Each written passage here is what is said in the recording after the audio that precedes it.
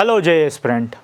आज हम एक ऐसे टॉपिक के बारे में बात करने वाले हैं जो बच्चों के लिए बहुत ज़्यादा कंफ्यूजिंग होता है, प्रॉब्लम क्रिएट करता है।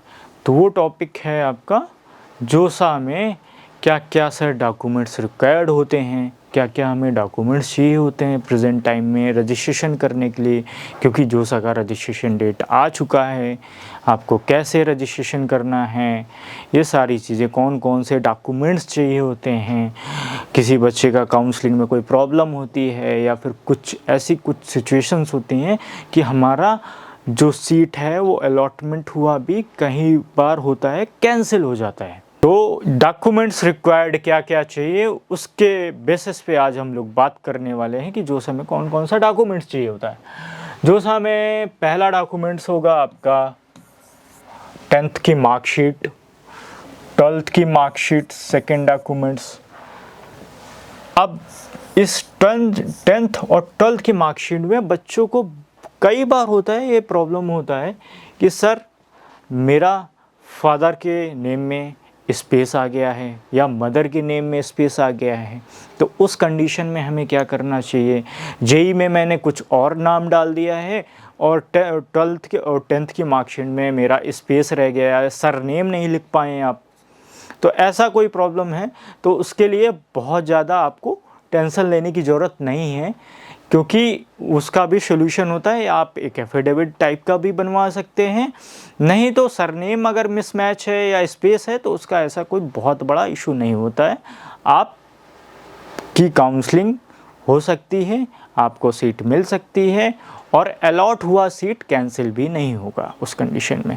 तो माइनर सा अगर कोई ऐसा है, स्पेलिंग मिस्टेक नहीं होना चाहिए, बस स्पेलिंग मिस्टेक होगा, नाम में कोई ऊपर नीचे होगा या एक अल्फ़ाबेट या एक शब्द जो है वर्ड है वो कम होगा, तो उस बेसिस पे आपका कुछ प्रॉब्लम क्रिएट होती है।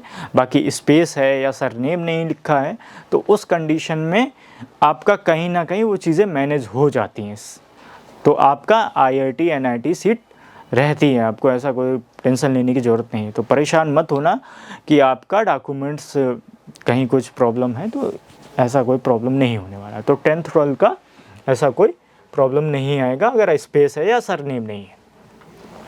अब तीसरा जो डॉक्यूमेंट्स है वो आपका जेई का स्कोर कार्ड है।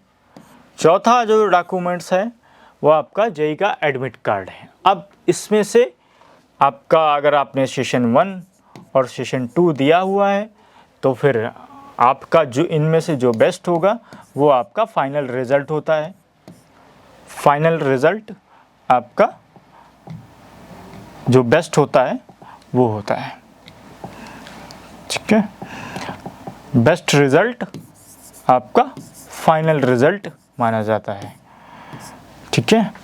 और आपका एडमिट कार्ड वही कंसीडर होगा इन दोनों में से, जो बेस्ट स्कोर वाला एडमिट कार्ड होगा वो आपको यहाँ अपलोड करना होता है डॉक्यूमेंट्स, ठीक है। इन सारी चीज़ों को, बहुत छोटी छोटी सी मिस्टेक हैं बट बहुत इम्पॉर्टेंट मिस्टेक हैं, ये बहुत इम्पॉर्टेंट है कि आप इन चीज़ों को याद रखिए। कास्ट सर्टिफिकेट की अगर बात करें तो कास्ट सर्टिफिकेट जर्नल का तो कोई कास्ट सर्टिफिकेट लगता नहीं है।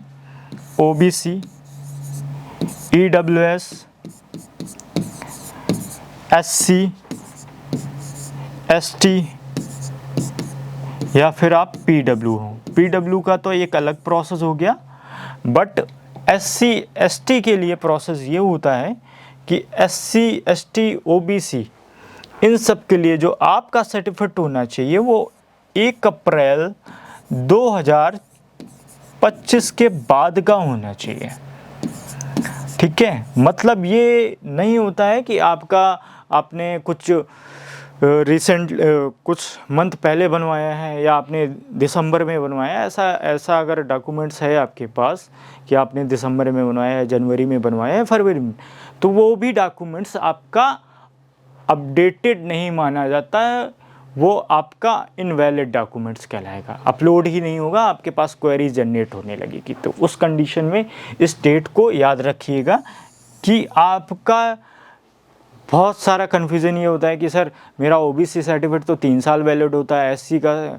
मेरा पूरा 5 साल वैलिड होता है। तो ऐसा अगर वैलिड है, वो वैलिड रहेगा डॉक्यूमेंट्स, बस आपको डेट अपडेट कराकर वो डॉक्यूमेंट्स वहाँ अपलोड करना होता है।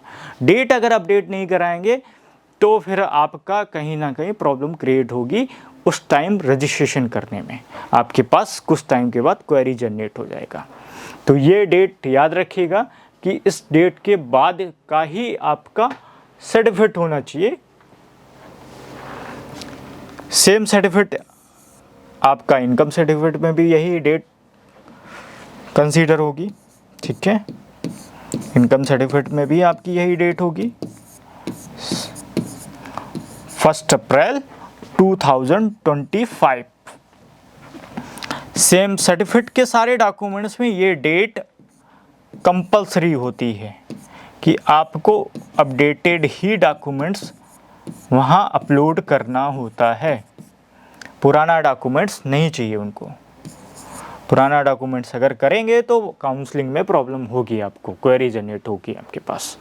फिर आपका आधार कार्ड हो गया, फिर आपका फ़ोटो हो गया, बाकी आपका और कोई डॉक्यूमेंट्स नहीं लगेगा काउंसलिंग में। बाकी अब बात करते हैं आफ्टर अलॉटमेंट में क्या क्या डॉक्यूमेंट्स चाहिए होते हैं। आफ्टर अलॉटमेंट में बेटा आपको माइग्रेशन चाहिए होता है, मेडिकल सर्टिफिकेट चाहिए होता है, करेक्टर सर्टिफिकेट चाहिए होता है।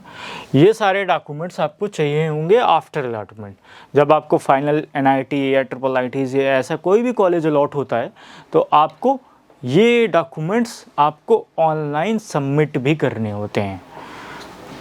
तो ये आपको ऑनलाइन सबमिट करने होते हैं, वहाँ पर कॉलेज की वेबसाइट होती है, उसमें जाके सारे प्रोसेस करने होते हैं। तो ये बच्चों को नहीं पता होता है कि हमें सीट अलॉट हो गया, अब हमें क्या करना है, हमें डायरेक्ट कॉलेज जाना है या डायरेक्ट और कुछ करना है। तो कॉलेज अलॉटमेंट होने के बाद आपको कॉलेज की वेबसाइट, वो अपने अपने कॉलेज का अपना अपना रूल होता है, जिसको जिस तरीके का कॉलेज अलॉट होगा, जैसा कॉलेज अलॉट होगा, उस कॉलेज के प्रोसेस पे वो सारी चीज़ें डिपेंड करती हैं कि वो ऑनलाइन सारा प्रोसेस कराना चाह रहे हैं या फिर वो ऑफलाइन आपको डायरेक्ट बुलाना चाह रहे हैं। डायरेक्ट आप कॉलेज जाकर सबमिट करिए डॉक्यूमेंट्स या ऑनलाइन सबमिट करिए।